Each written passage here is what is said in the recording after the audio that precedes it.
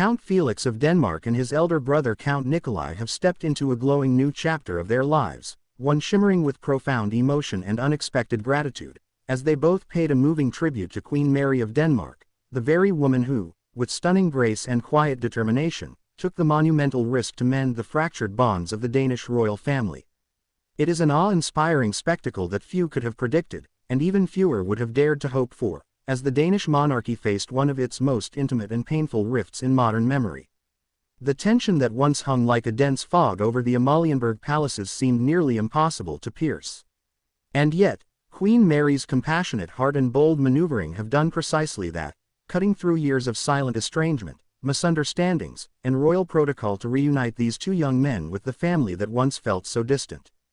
To truly understand the weight of this reunion and why the words and gestures from Count Felix and Count Nikolai have left Denmark breathless, we must look back to the series of events that set the royal house on such a delicate and, at times, perilous path.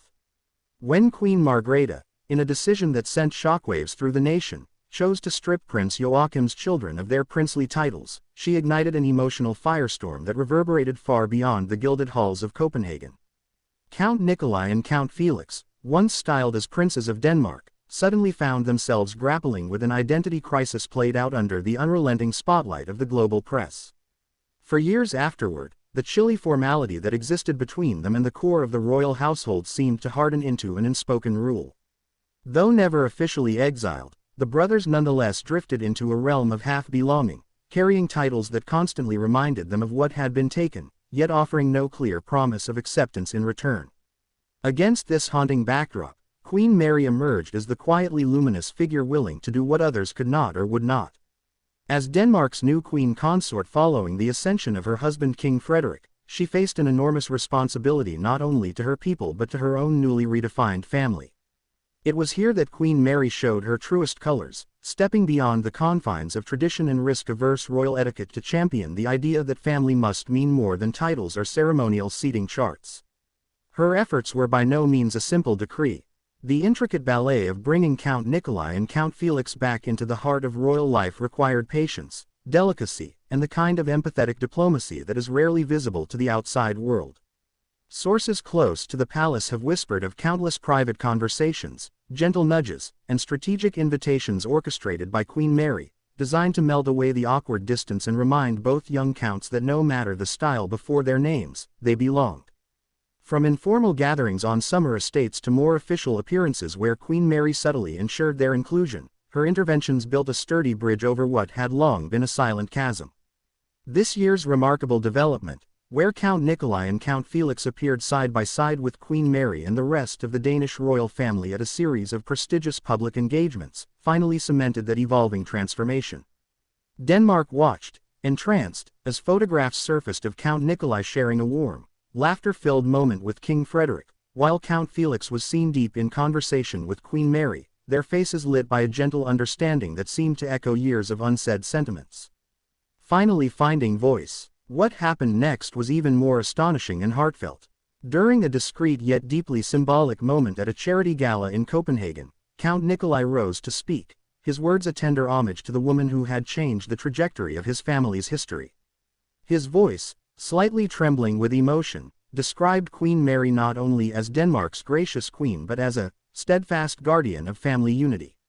Count Felix, ever more reserved by nature, followed with a simple yet profoundly moving acknowledgement of the countless ways Queen Mary had welcomed them back, remarking on the soft but unwavering hand she extended when the brothers most needed to feel part of something greater than themselves. The public reaction was electric. Newspapers and online platforms from Denmark to Australia lit up with stories chronicling this renewed closeness. Social media erupted in waves of admiration, with thousands applauding Queen Mary's warmth and humanity. Commentators hailed it as a masterstroke of modern monarchy, proof that beyond the tiaras and court pageantry lay real people, real wounds, and real acts of healing that could resonate far beyond palace gates. Indeed, many royal experts now argue that Queen Mary's deft handling of this sensitive family chapter may become one of the defining legacies of her early queenship. Her success in reuniting Count Felix and Count Nikolai with their royal kin has been seen not merely as a personal victory but as a powerful statement on the evolving purpose of royalty in the 21st century. In an era where monarchies worldwide are continually scrutinized for relevance, her emphasis on authentic family bonds over rigid hierarchy has offered a compelling blueprint for how crowns might adapt without losing the very heart that justifies their existence. Behind palace walls, it's said that this new chapter has fostered a lighter, more genuine atmosphere. Queen Margrethe herself, once portrayed as the architect of the controversial title decision, has reportedly found solace in seeing her grandsons again enveloped in the life they once knew so intimately. Family insiders suggest that private dinners at Fredensborg Palace now sparkle with an ease and laughter absent for many years, thanks in large part to Queen Mary's unwavering determination to see her stepsons, for though she is technically their stepmother, she has become so much more, restored to their rightful emotional place. Even more compelling is how this reconciliation seems to have impacted the younger generation. Princess Isabella, Princess Josephine, Prince Vincent, and Crown Prince Christian are all said to have deepened their bonds with Count Nikolai and Count Felix. Photographs of them attending casual sporting events together or sharing playful moments at palace gardens have become powerful symbols of a Danish monarchy embracing a future built on authentic connection, not merely bloodline or protocol. All of this culminates in a fascinating question about what the future holds. Could this new closeness eventually see Count Nikolai or Count Felix taking on more visible public roles, perhaps championing the modern causes so dear to Queen Mary's heart, such as mental health awareness or environmental stewardship? Or might they forge a wholly different path, comforted by the knowledge that their family ties, once so tenuous, are now firmly secured by bonds that no royal decree can ever sever again? What is undeniably clear is that Denmark, and indeed the world, has witnessed something rare and profoundly moving. In an age too often defined by division, Queen Mary's heartfelt intervention stands as a radiant testament to the healing power of compassion, understanding, and quiet courage. Through her deliberate acts of kindness and her willingness to risk awkwardness and even potential criticism, she has not only reshaped the story of her own royal household but offered a stirring example of what true leadership, rooted in empathy, can achieve.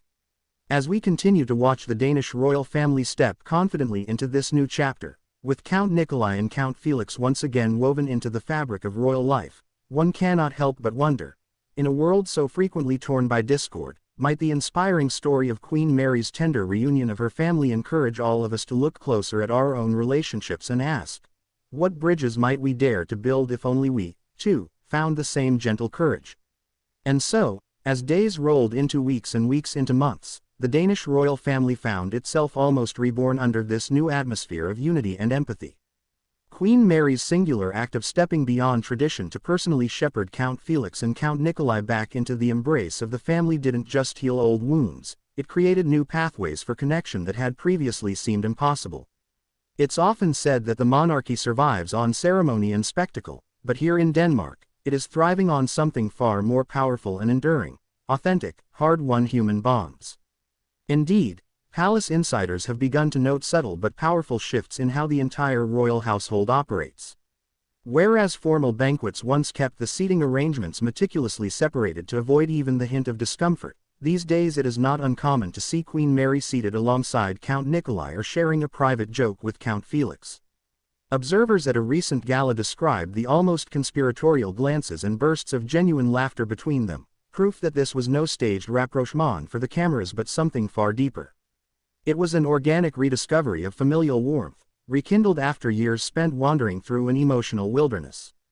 And it is not just the royal family that has been moved. Ordinary Danes, so fiercely protective of their royal house yet unafraid to criticize when they feel let down, have found themselves opening their hearts once more. In cafes from Copenhagen to Aarhus, in cozy living rooms and bustling workplaces, people are talking about how profoundly they've been touched by this unfolding drama, how they see their own family complexities mirrored in these gilded lives.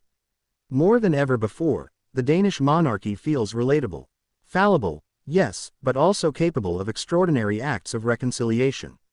And that, perhaps, is the secret to its renewed strength. Count Nikolai, in particular, seems to have flourished under this renaissance of belonging. Once portrayed by some tabloids as a wayward young man more interested in international modeling contracts and jet-setting adventures than in royal duties, he has emerged over these past months with a striking new poise. Friends close to Nikolai say it is as if a weight he carried silently for years has finally lifted. Freed from the awkward limbo that left him neither fully inside nor completely outside the royal circle, he now moves with the easy confidence of someone secure in who he is, and crucially, in where he stands within his family. Queen Mary, through countless quiet gestures, offered him not just a seat at royal functions but a profound affirmation that he mattered. That he was seen, that he was loved. Count Felix, always a touch more private than his older brother, has likewise shown subtle but deeply telling signs of transformation. At a recent charity football match organized under the patronage of Queen Mary, Felix was seen enthusiastically coaching young players, grinning from ear to ear. When asked by a local reporter whether he felt more comfortable stepping into public life again, Felix paused, a look of thoughtful vulnerability crossing his face before he simply nodded and said, "I think we're all finding our place again. It feels really, really good." Those few words, delivered with shy honesty, spoke volumes more than the most polished royal speech ever could. Even King Frederick, sometimes regarded as more reserved and cautious than his charismatic wife, has embraced this new chapter with a quiet joy that has not gone unnoticed. In private moments captured by long-range lenses, a walk through the palace gardens, a casual exchange outside a family car, the king can be seen with an arm draped affectionately over Count Felix's shoulders or sharing an amused glance with Count Nikolai. For a royal family that once seemed in danger of permanently fracturing under the weight of protocol and pride, these glimpses of tenderness signal not just survival but a genuine renaissance. Meanwhile, Queen Mary herself continues to shine as the steady heart around which all these renewed connections orbit. Those close to her say she never approached this delicate mission as a matter of political strategy but purely from a place of maternal instinct and moral conviction. To her, titles have always been far less important than the well-being and emotional security of the young people under her care, whether they are her biological children or her stepchildren. This unshakable perspective has earned her immense respect both inside and outside palace walls, recasting her not merely as Denmark's glamorous queen consort but as something infinitely more compelling, a courageous architect of her family's deepest happiness. As this narrative has unfolded, a remarkable side effect has emerged, one that historians and royal commentators alike find particularly fascinating. Denmark's monarchy, far from being weakened by its internal struggles, appears to have drawn immense public sympathy and renewed relevance precisely because it allowed itself to be seen in such raw, human terms. Gone are the sterile, untouchable images of royal perfection. In their place stands a family that has publicly wrestled with hurt feelings, misunderstandings, and the painstaking process of forgiveness. It is this authenticity that has reignited a powerful bond between the monarchy and its people. And this evolving bond is being carried forward by the next generation with surprising fervor.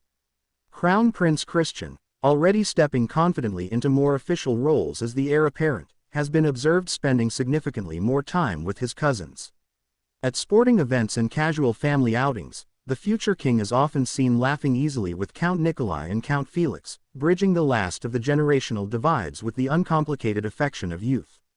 This deepening kinship not only promises a more united family dynamic in the years to come but also offers Denmark the tantalizing prospect of a future monarchy underpinned by solidarity rather than mere ceremony. All of this, of course, traces back to Queen Mary's singular decision to intervene when it mattered most, to see beyond centuries of rigid tradition and champion a vision of royalty that values the messiness of real relationships over the cold precision of courtly formality. Her choice to act, and to act with such compassion, may ultimately stand as one of the defining achievements of her reign. In decades to come, when future Danes look back on the early years of King Frederick's rule, they may well remember it not first for state visits or dazzling banquets but for this tender revolution within palace walls. As we reflect on this extraordinary story, we are left with a profound lesson that stretches far beyond Denmark's borders. In every family, royal or otherwise, there are hurts that run deep, silences that feel insurmountable, histories that seem too tangled to ever unwind. But if a queen, bound by centuries of protocol and the unyielding gaze of the world, can reach across divides to heal her family, what then stops the rest of us from doing the same in our own lives? So as the Danish royal family steps confidently into this bright new chapter, more united than they have been in years, perhaps the most stirring question of all falls to us. Seeing how Queen Mary's gentle courage brought Count Felix and Count Nikolai home again, what bridges might each of us dare to build if we, too, found the heart to lead with love instead of pride? Please don't forget to like this video, subscribe to our channel, share it with friends who might need this story today, and let us know in the comments, do you think your own family could change if someone took the first step like Queen Mary did? We're so excited to hear your thoughts.